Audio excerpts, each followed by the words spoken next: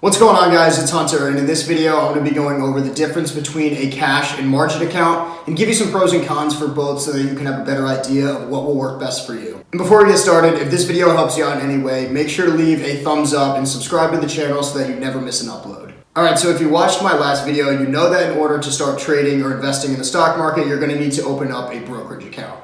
And once you decide on which brokerage you want to use, you'll then have two options. The first one being to open up a cash account, and the second will be to open a margin account.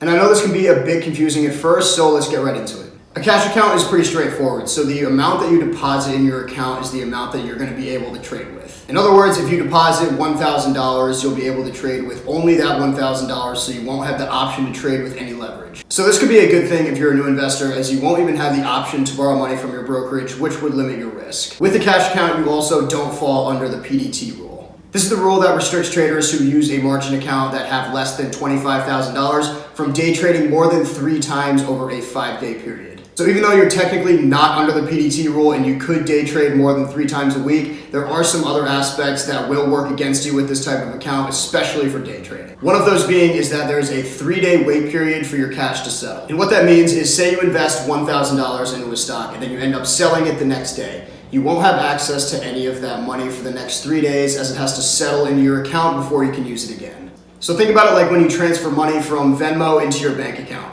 Even though it might appear in your bank account right away, you won't be able to go to the ATM and withdraw that or use any of that money until it officially clears through your account, which typically takes a few days. So this concept is exactly the same for your brokerage. Once you sell a stock, it has to officially clear and you won't be able to buy anything for the next couple days. And this part can be tough, especially for active traders who are looking to trade multiple times a week, as they're going to be forced to trade with less money and smaller position sizes so that they'll always have cash on hand to make other trades. Another disadvantage to a cash account is that since you're not able to borrow money, you won't be able to short stocks. If you don't know what shorting is, it's when you initially sell a stock instead of buying it. So instead of buying a stock and making money as the price increases, you sell it and then make money when the stock goes down.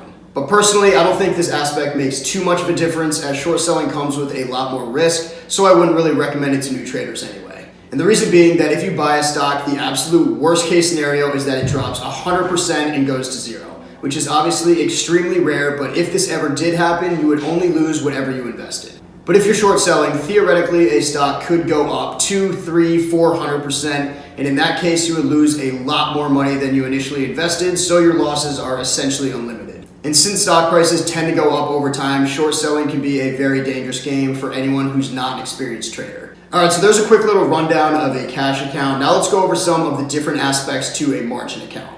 With a margin account, you'll have access to additional funds provided by your brokerage, so it gives you the ability to invest with more money than you personally deposit. For example, if you deposit $5,000 in your account, your brokerage will typically match that, giving you around $10,000 worth of buying power. This extra $5,000 is not added to your overall account balance, it's just added to your margin balance, so it gives you the option to use it if you'd like. Now you're probably thinking, well, this sounds like a no-brainer if I can just deposit a few $1,000s and have access to all this money, but there are obviously a few downsides that come with this type of trading. First off, your brokerage isn't giving you this money for free, as they're going to charge you interest on whatever you decide to use. Each brokerage is different, so make sure you check with the one that you personally use so that you can get your exact rate. And second, there is also a decent amount of risk that comes with trading on margin, as you could potentially lose more than you initially invested if a trade starts to go against you. So you really have to think about these borrowed funds as if they're your own, and ask yourself if you're ready to take on this type of risk, as any losses on margin will eventually be coming out of your own pocket. Another big part of a margin account is that you don't have to wait 3 days for your cash to settle. So if you invested $1,000 into a stock and sold it the next day, you'd have access to that money and be able to use it again right away. So this is a huge advantage compared to a cash account, especially if you're looking to trade with the majority of your money multiple times a week. And this aspect is one of the main reasons why I personally prefer to use a margin account. Having instant access to cash was what I personally value the most, so this is what works for me. And even though I trade with a margin account, I don't actually use any of the margin available. I just trade with whatever I deposit, so I'm only using my own money. So even though I'm trading with my own money, I still don't have to wait the 3 days for my cash to settle, and I have the option to short sell stocks if I choose to.